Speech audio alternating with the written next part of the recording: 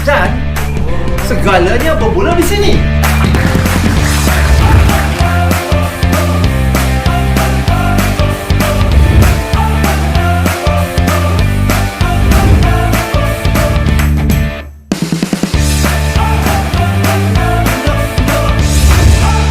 Feeling excited today? Good. Let's move on to the next chapter in which that your journey begins here. Baby shark doo doo doo doo, baby shark doo doo.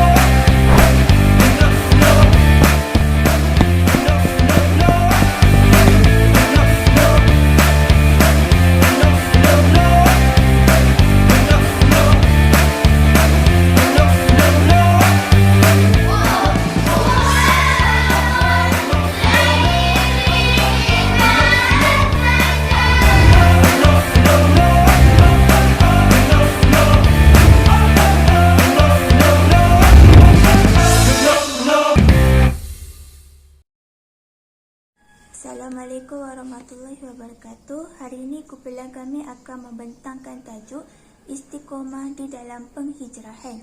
Antara ahlinya ialah saya sendiri, Nur Izzati binti Azmaluddin, seterusnya Nur Fariza binti Zainal Abidin, seterusnya Puteri Nur Najwa binti Muhammad Nazir, dan akhir sekali Nur Syahira Aina binti Muhammad Sabri. Okey, kita teruskan kepada pembentang yang pertama. Assalamualaikum warahmatullahi wabarakatuh. Nama saya Nur Farizah binti Zainal Abidin, bernombor matrik di 1921-1626. Saya mulakan terlebih dahulu dengan definisi istiqomah.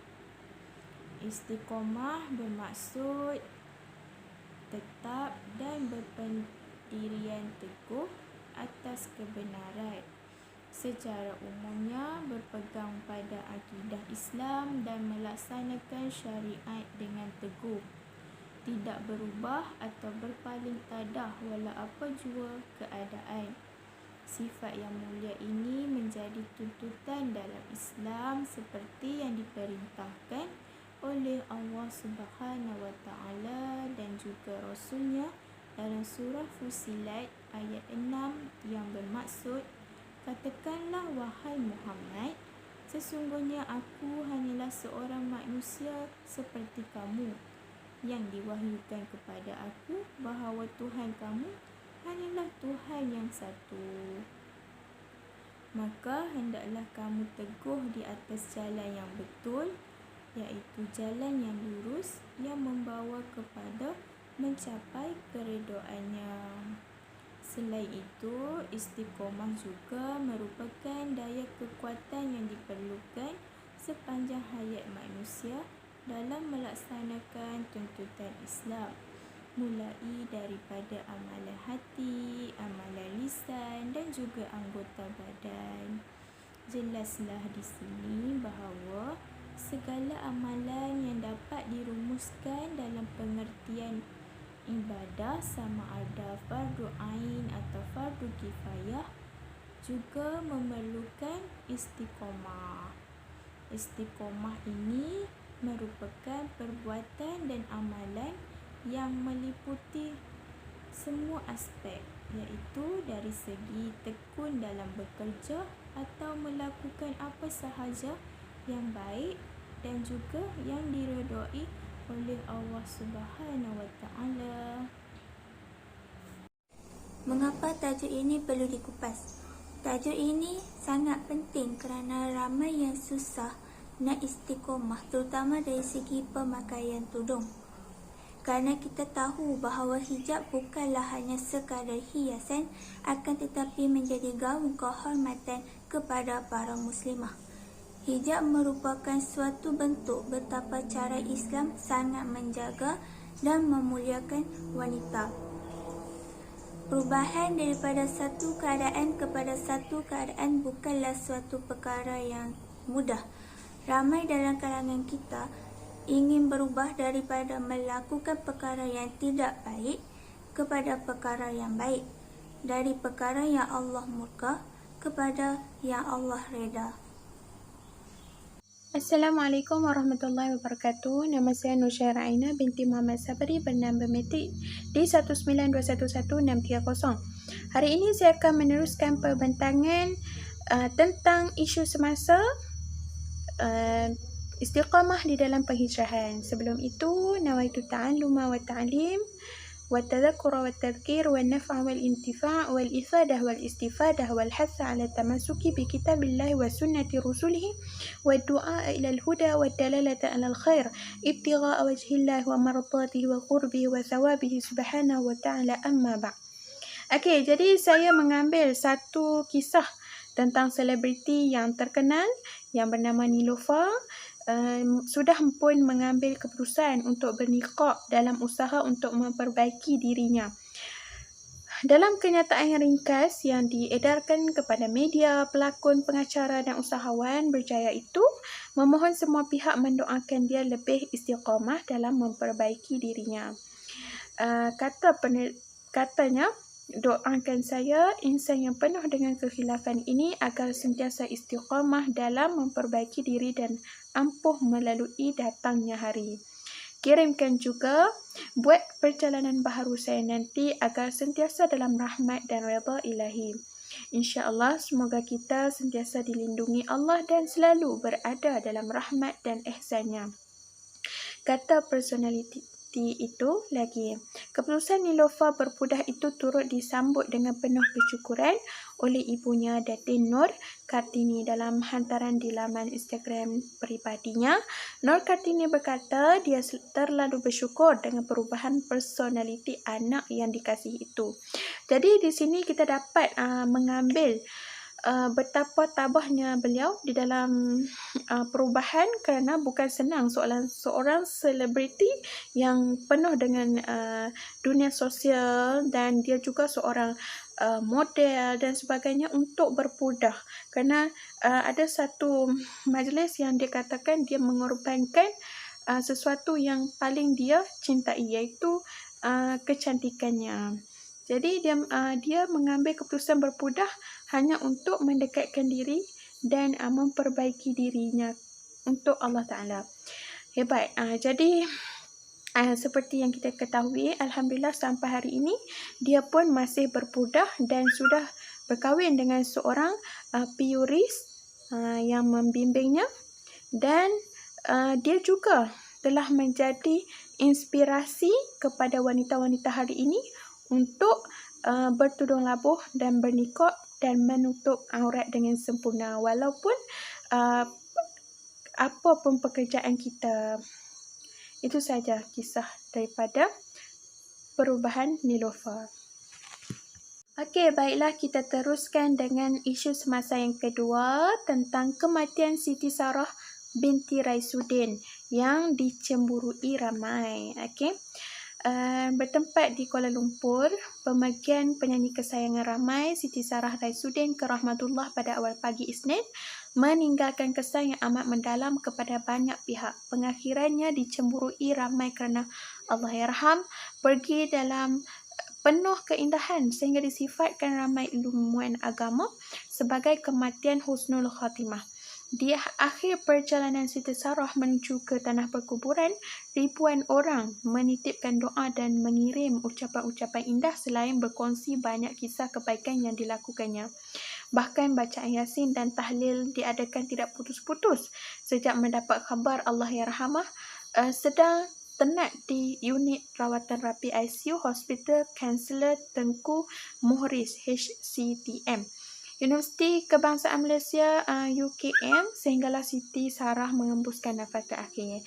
Demikian juga dengan solat jenazah secara gaib juga diadakan oleh ramai kenalan Siti Sarah dan suaminya. Syuib Sepahtu adalah suaminya, memandangkan Allahyarham meninggal dunia disebabkan oleh jangkitan COVID-19 dan upacara itu tidak dapat dilakukan seperti kelazimannya.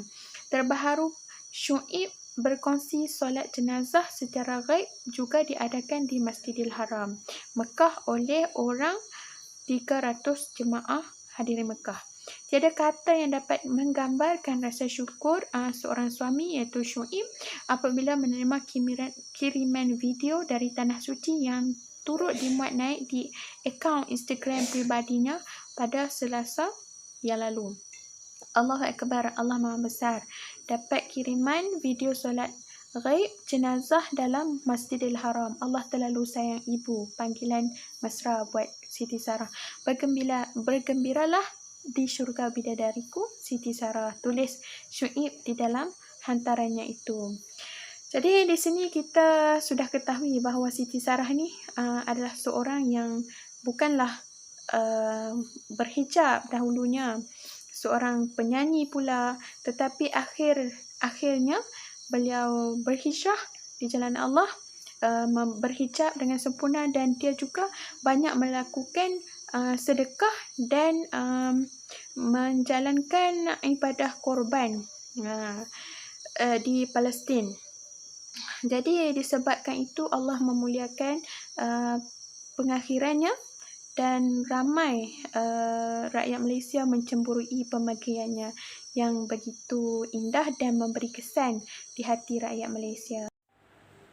Seterusnya kita pergi kepada perjuangan dalam beristiqamah, iaitu perjuangan dalam hidup manusia amatlah luas dan berbeza-beza. Perjuangan yang suci yang diredai oleh Allah Subhanahu Wa Taala tidak terlepas daripada cabaran, terutamanya perjuangan menegakkan Islam, sama ada dalam diri, keluarga ataupun masyarakat. Cabaran itu hanya akan dapat diatasi oleh semangat jihad yang tinggi, beristiqamah dan juga tidak pernah berputus asa. Dalam firman Allah Subhanahu Wa Taala di dalam surah Yusuf ayat 87 yang bermaksud, janganlah kamu berputus asa dari rahmat serta pertolongan Allah. Sesungguhnya tidak berputus asa dari rahmat dan pertolongan Allah itu melainkan kaum yang kafir. Selain itu, istiqomah juga adalah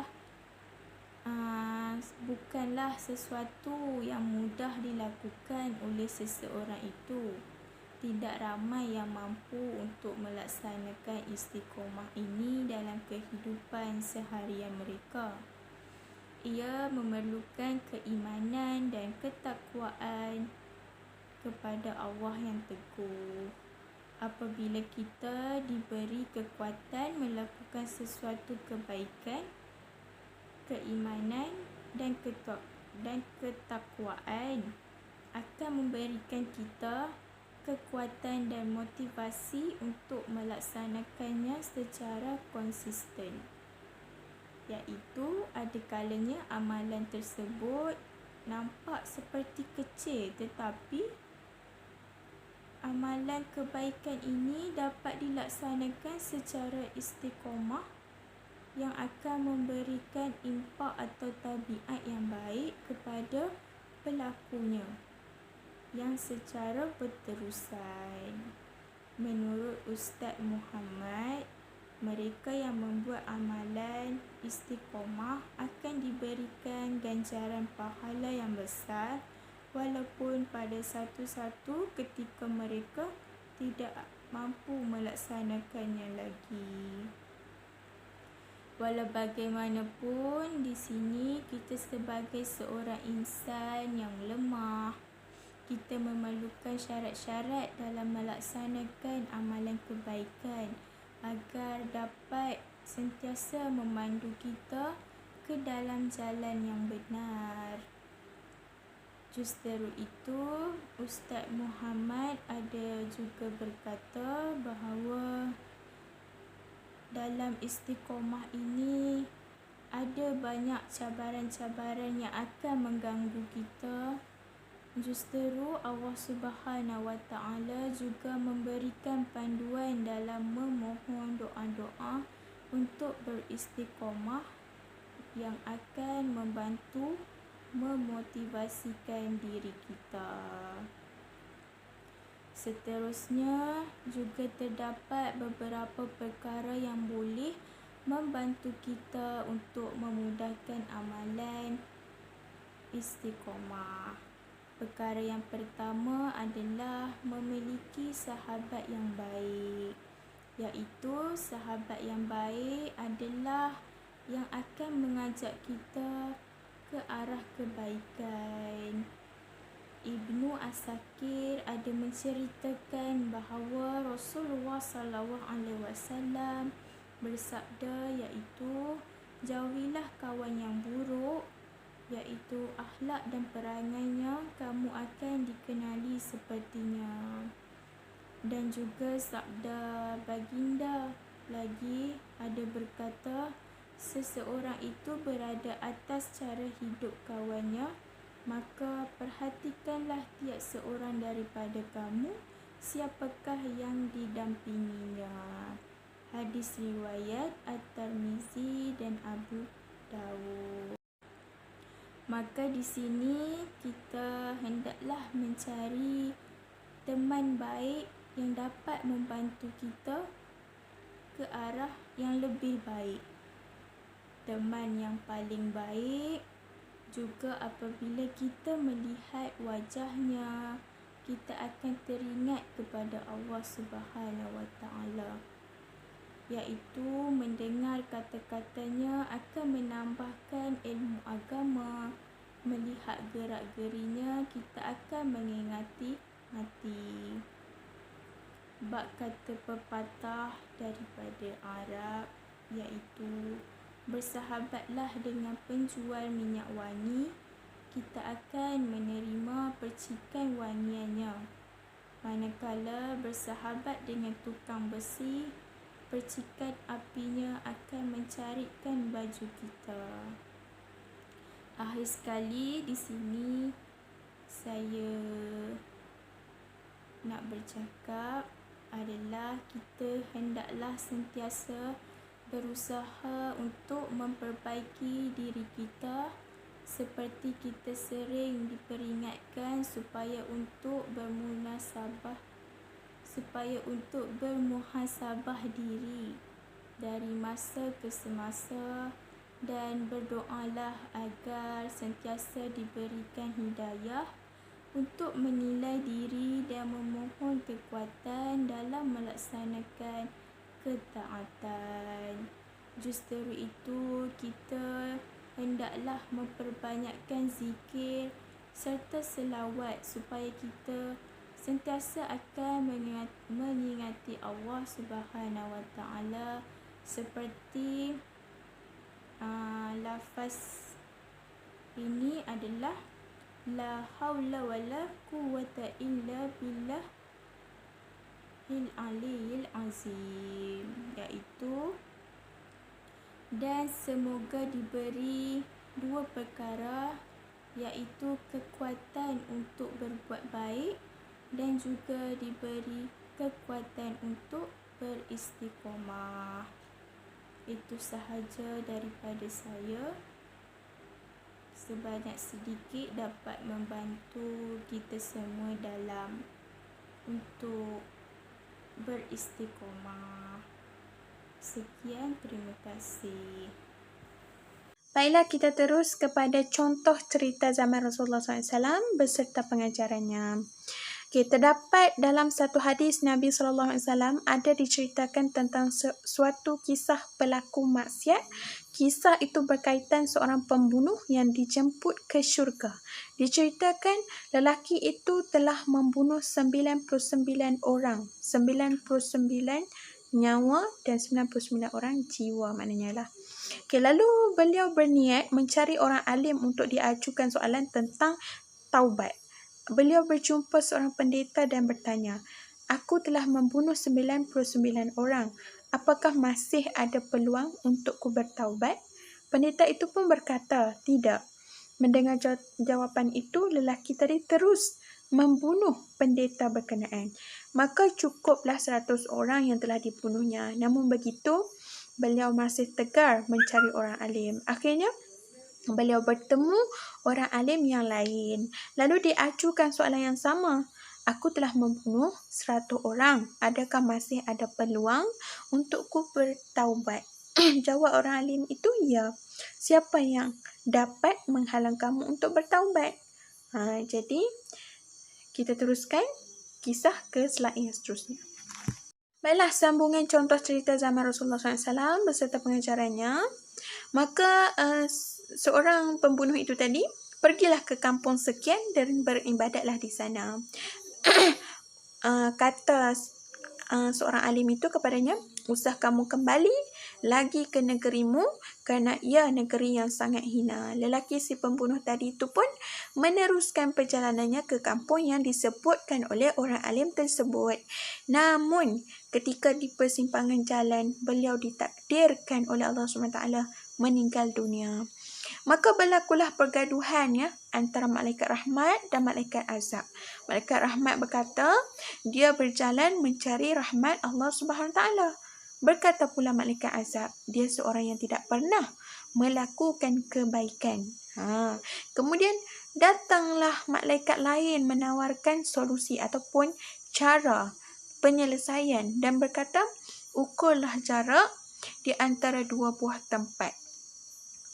Mana yang lebih dekat, itulah tempat bersemadinya.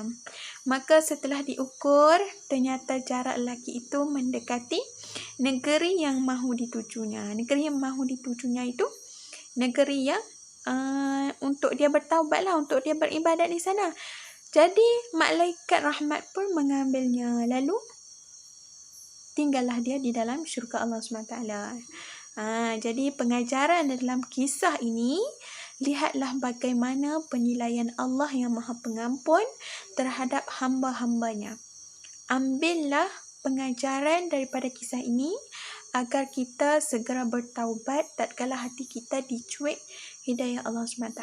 Jadi nak kata taubat ni macam mana? Taubat ni memang sembahyang taubat tu taubat ke? Maknanya taubat yang paling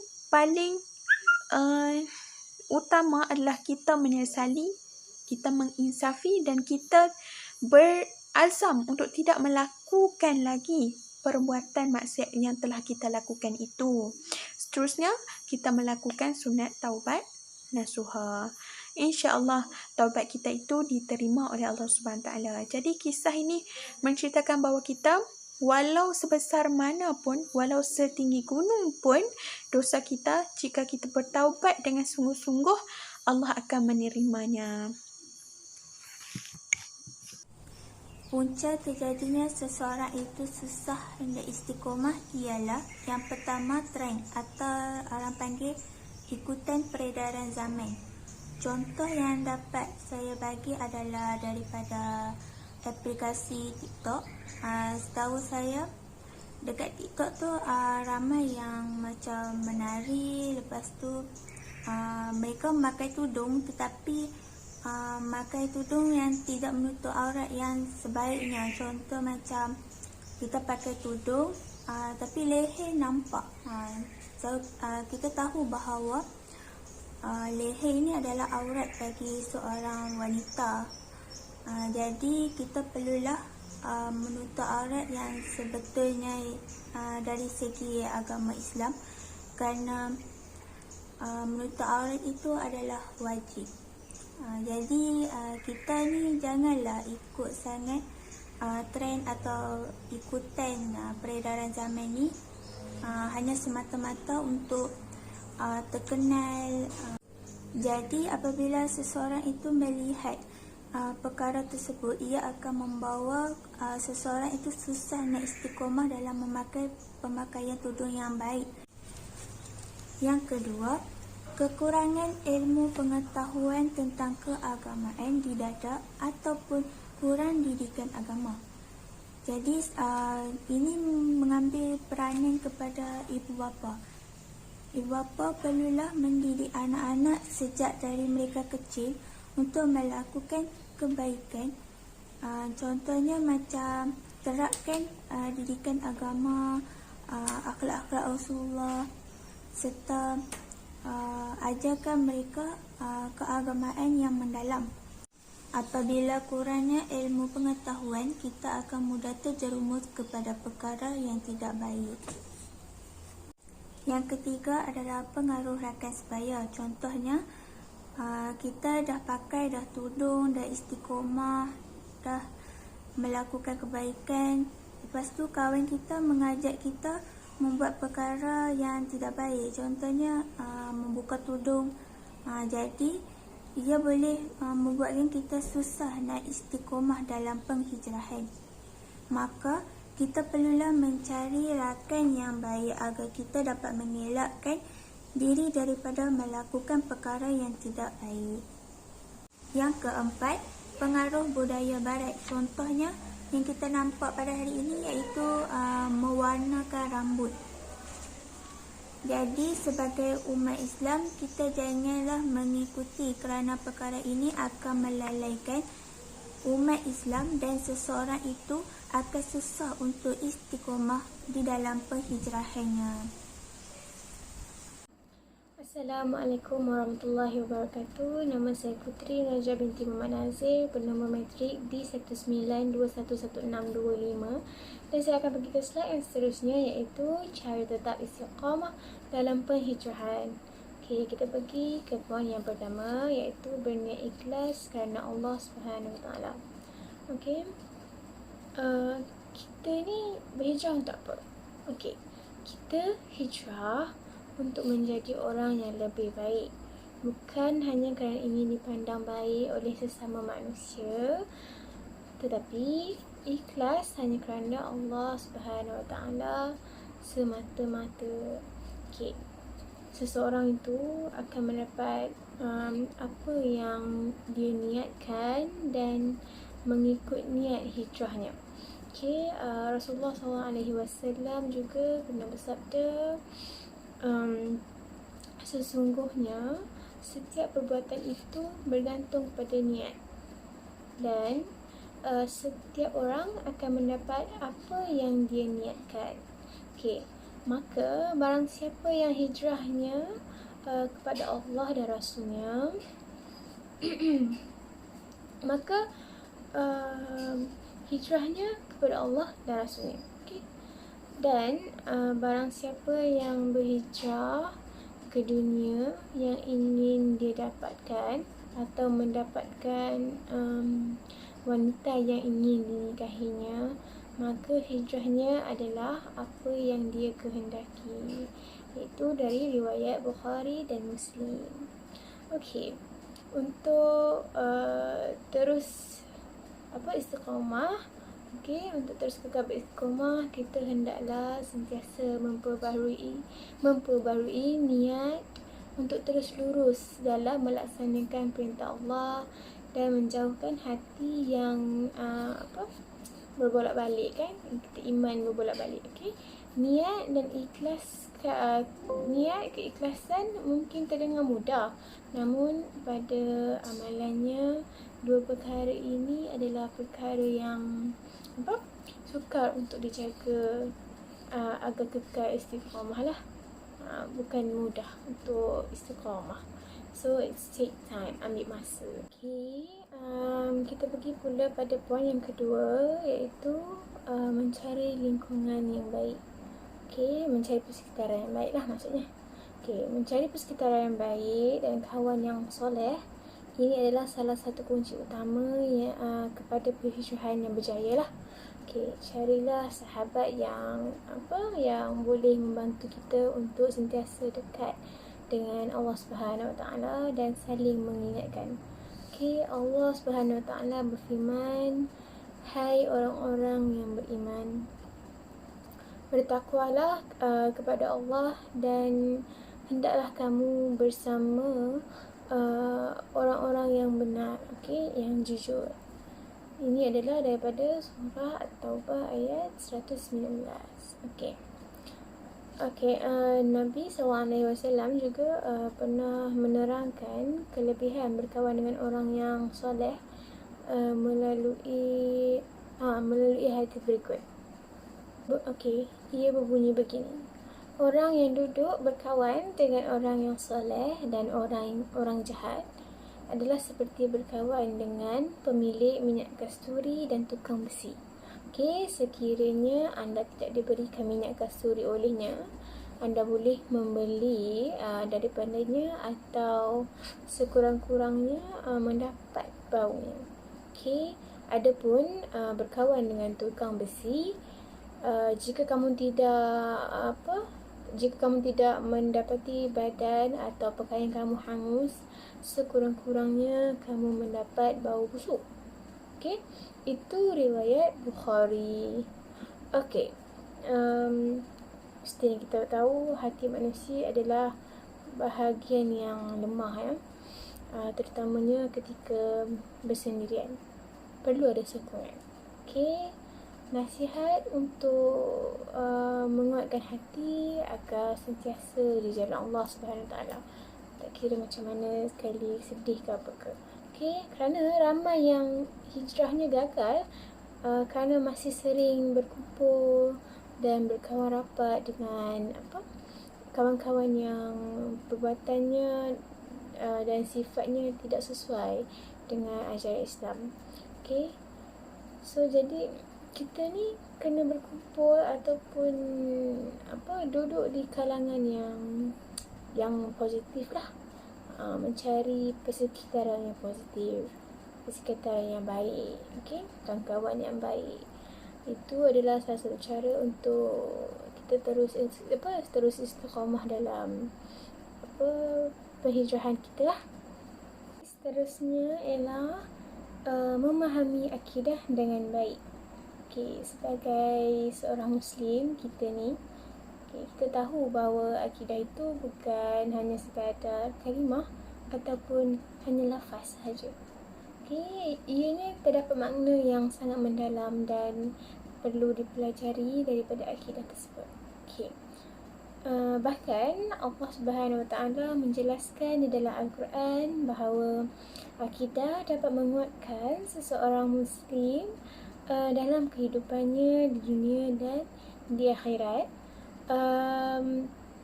Sekiranya dia benar-benar mengetahui dan mengamalkannya. Okey.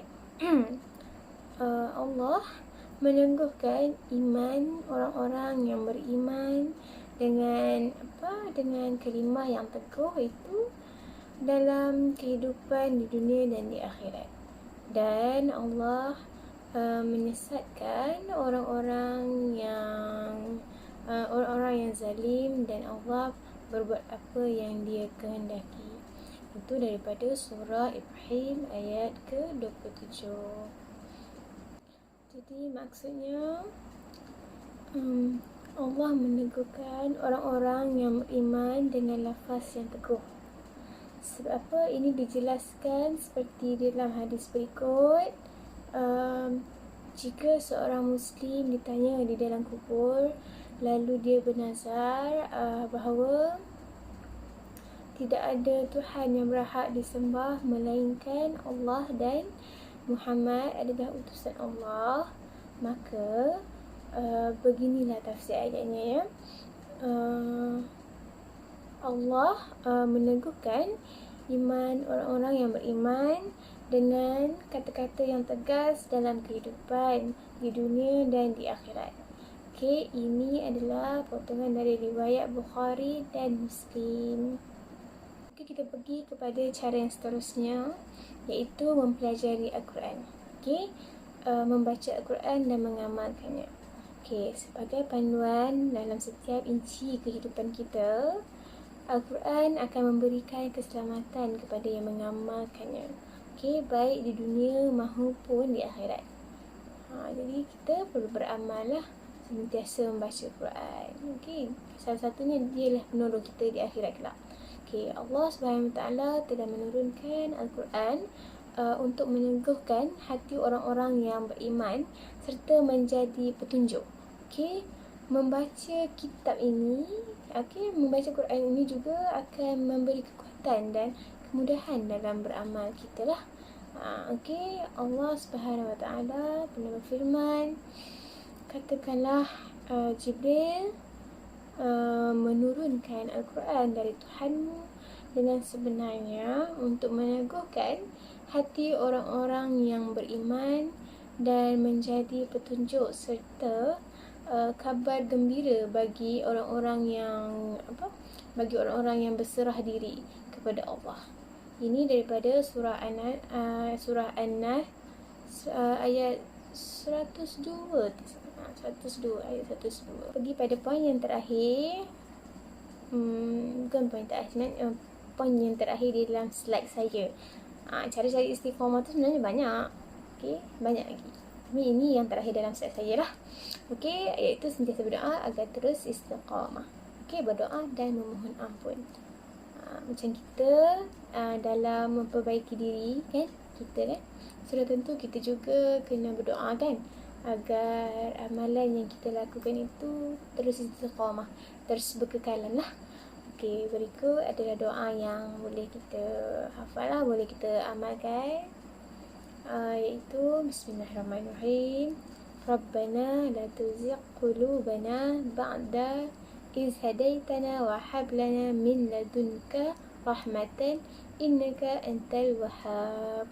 Okey, iaitu ya Tuhan kami, maksudnya ya Tuhan kami, janganlah Engkau condongkan hati kami kepada kesesatan sesudah Engkau beri petunjuk kepada kami, dan kurniakanlah kepada kami rahmat dari sisi-Mu, kerana sesungguhnya Engkaulah yang Maha Pemberi. Okey, pemberian semua. Ini daripada surah Al-Imran ayat yang ke-8. Dan ada satu lagi doa, iaitu Ya muqallibal qulubi thabit qalbi ala dinika. Okey, itu maksudnya wahai zat yang membolak-balikkan hati, tetapkanlah hatiku pada agamamu. Hadis riwayat At-Tirmizi. Okey, itu saja untuk cara tetap istiqamah. Okey, kita pergi kepada slide yang seterusnya, iaitu slide yang terakhir, kesimpulan. Okey, perubahan diri seseorang insan ke arah yang lebih baik adalah satu yang digalakkan, perlu sokongan, dan perlu disokong oleh semua pihak, termasuk rakan-rakan terdekat dan sesiapa yang mereka yang berada di sekelilingnya lah, persekitaran dia. Okey, rakan-rakan sekeliling perlu menghormati hak beragama seseorang yang mahu berhijrah kepada suasana dan tingkah laku yang lebih baiklah. Okey, perhijrahan mereka dilakukan atas pilihan mereka sendiri dan pendirian tidak boleh diganggu-gugat, kerana memperbaiki diri ke arah yang lebih baik dan patuh kepada syariat adalah dituntut dituntut ke atas setiap individu, setiap Muslim lah. Perbuatan menghalang atau menyekat kebebasan mereka untuk memilih jalan yang lebih diredai tidak dibenarkan sama sekali. Bahkan jika dilakukan akan membawa kepada dosa dan kemurkaan Allah. Kemurkaan Allah SWT. Itu saja. Semoga Allah memberikan hidayah kepada kita semua, untuk sentiasa berada di jalan kebaikannya. Itu saja. Wallahualam. Saja daripada saya. Dan itu juga yang terakhir daripada grup kami. Sekian, terima kasih. Assalamualaikum warahmatullahi wabarakatuh.